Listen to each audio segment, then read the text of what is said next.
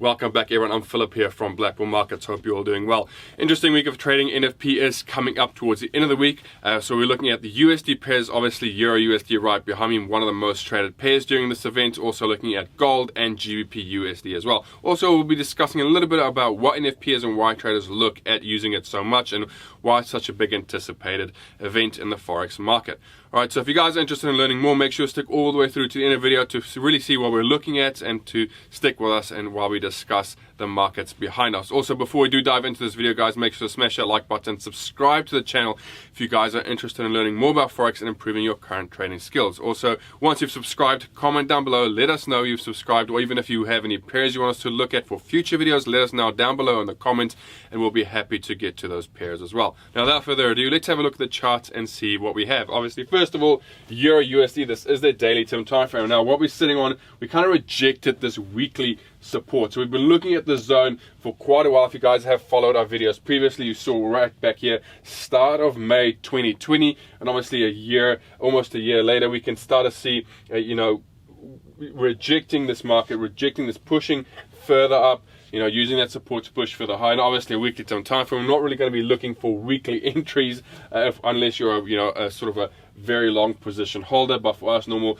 swing traders and day traders, let's look at the lower term time frame. So daily, again, we can see we're kind of sitting on the support. We also have this resistance coming up.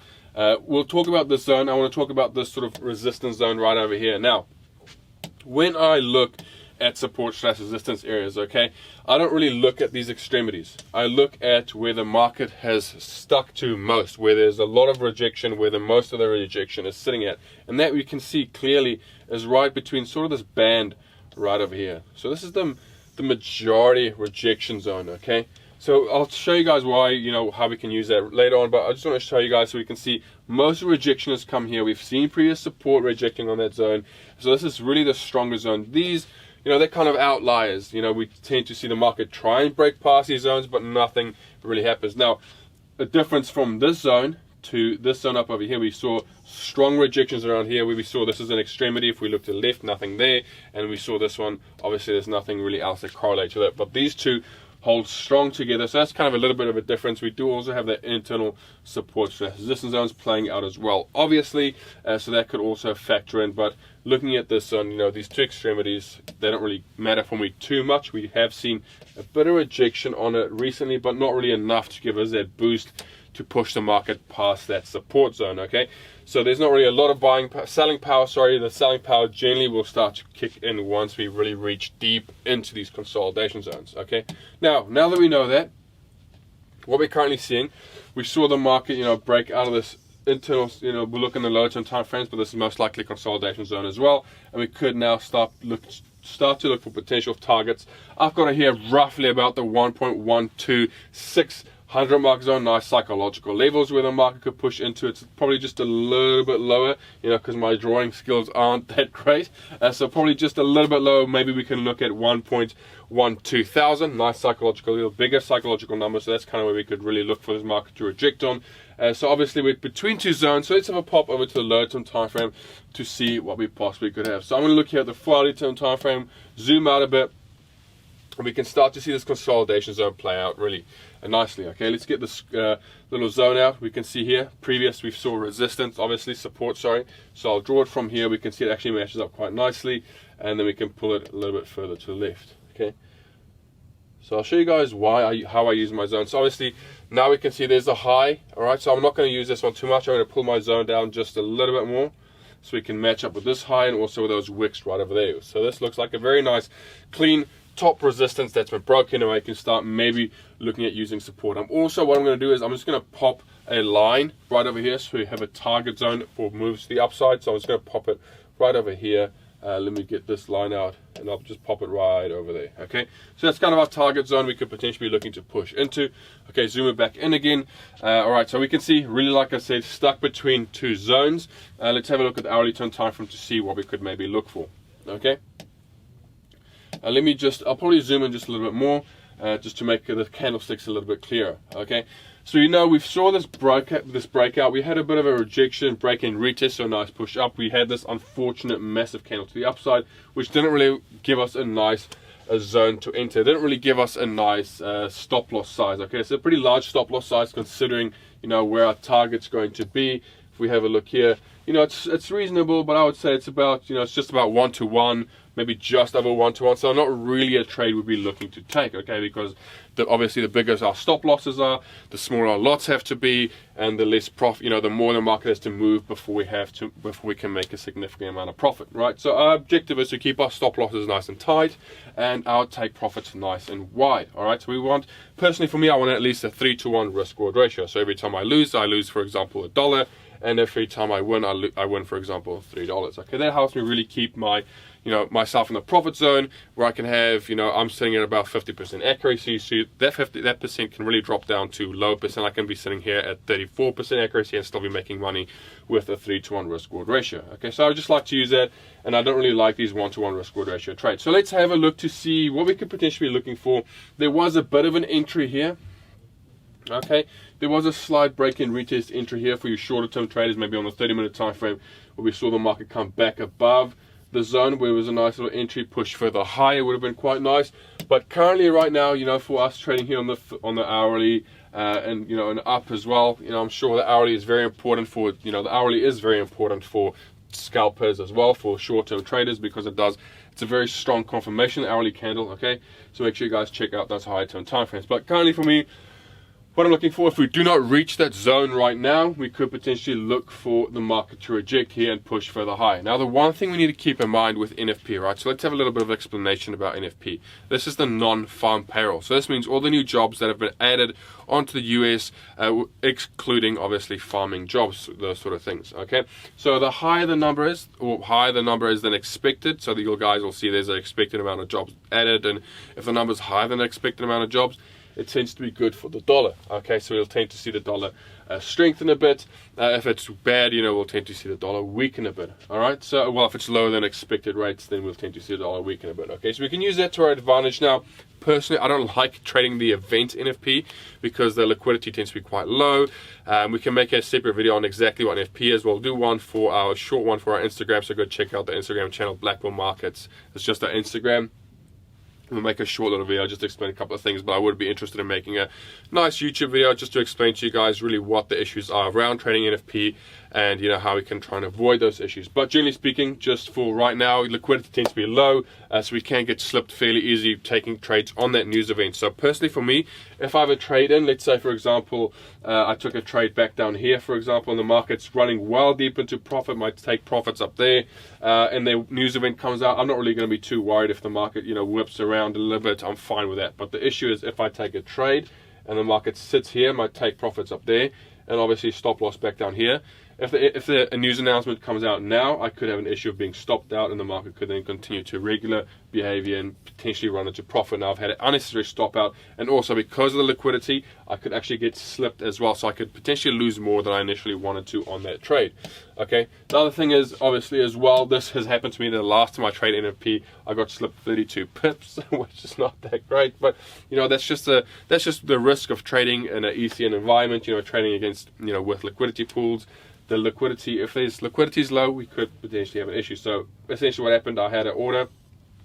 As soon as the news event came out, the market kicked and there was no liquidity for me to be taken into the trade. Pushed. Obviously, the trade gets placed in a queue, and then I got executed, and my take profit was 34 pips, and I got slipped 32 pips. So in the end, I had not a great trade. Okay, so just be careful when you guys do trade NFP. You know, trading the event itself could be very difficult unless you're very experienced with it.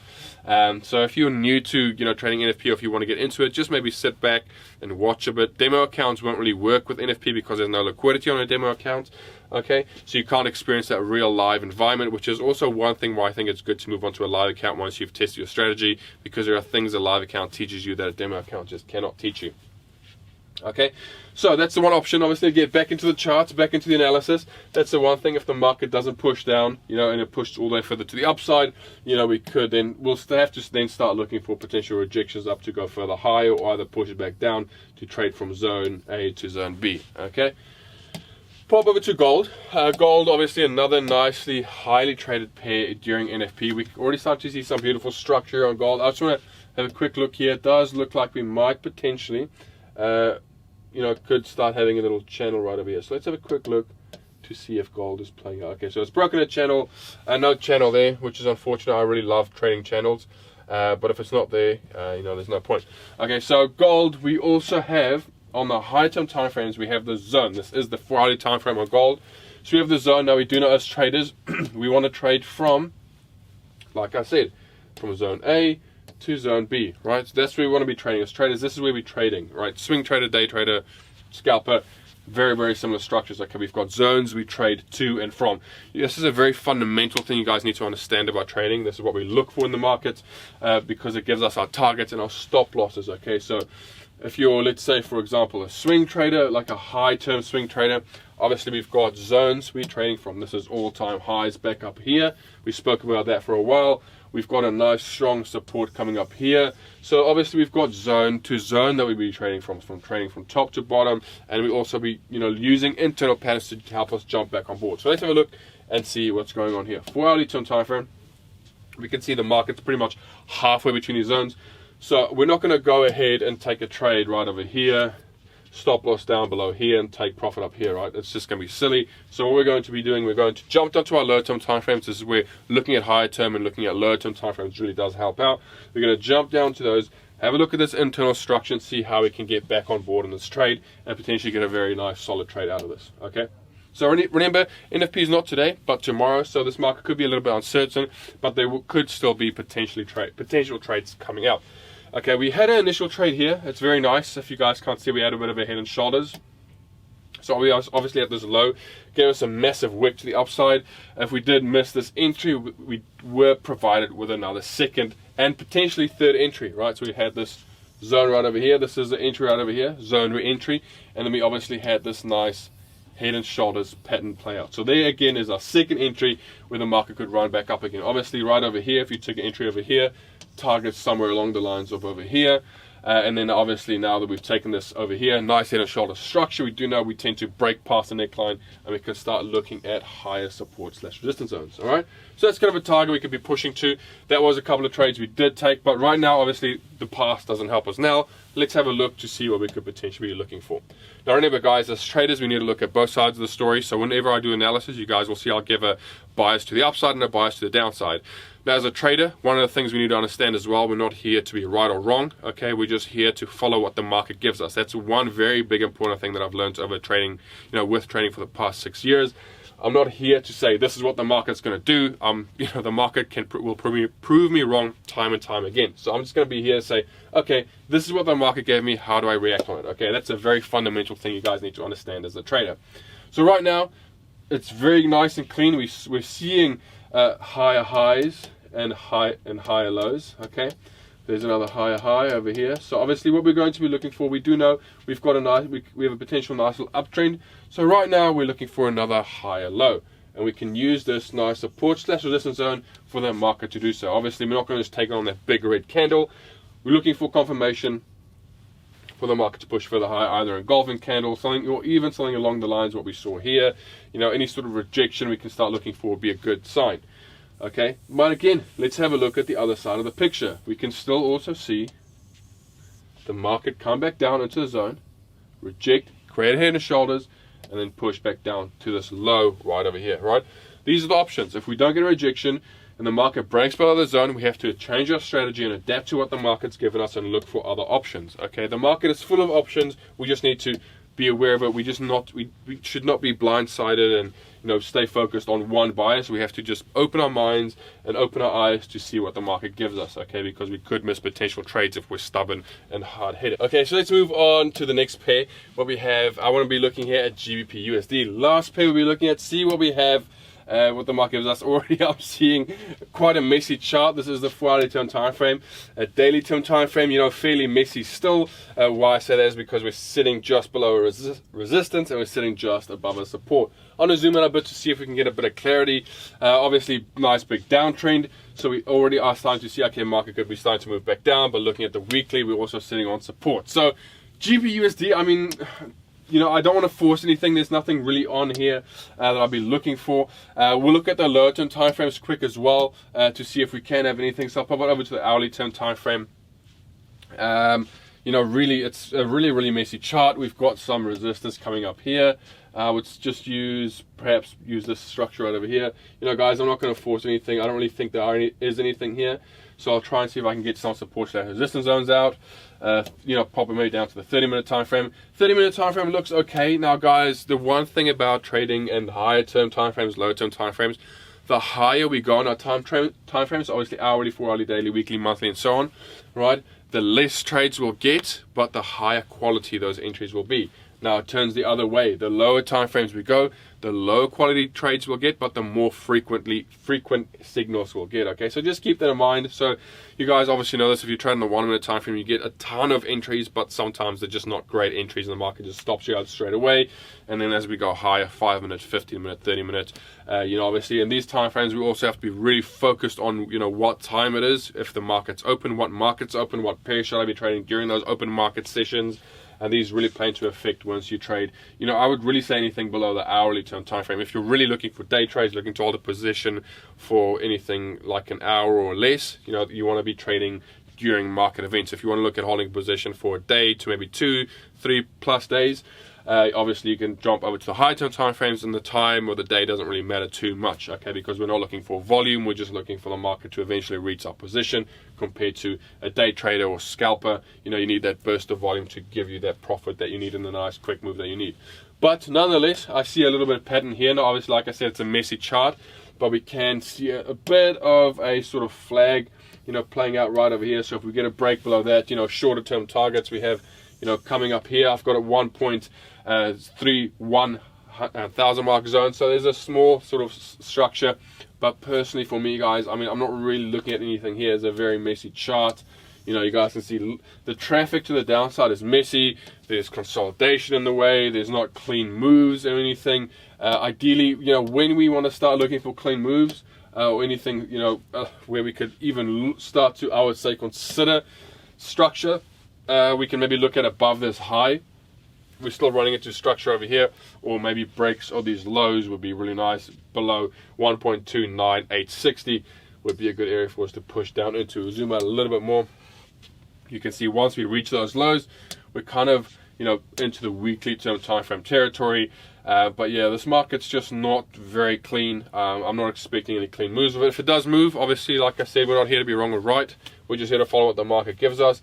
But right now, the market's not really giving me personally anything. If you guys do see anything that I don't see, let us know down below in the comments. We'll be happy to, you know, as a trader, I'm always happy to learn more. So if there's anything you guys see here, 4 hourly term time frame, guys, let us know. You know, always happy to help.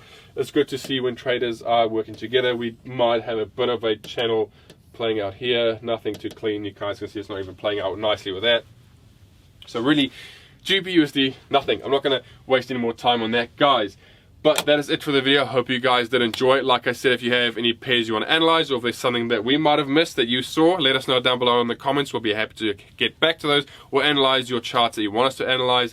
And from us here at BlackBull Markets, make sure to smash that like button, subscribe to the channel. Thanks so much for watching. Stay tuned, and as always, trade safe.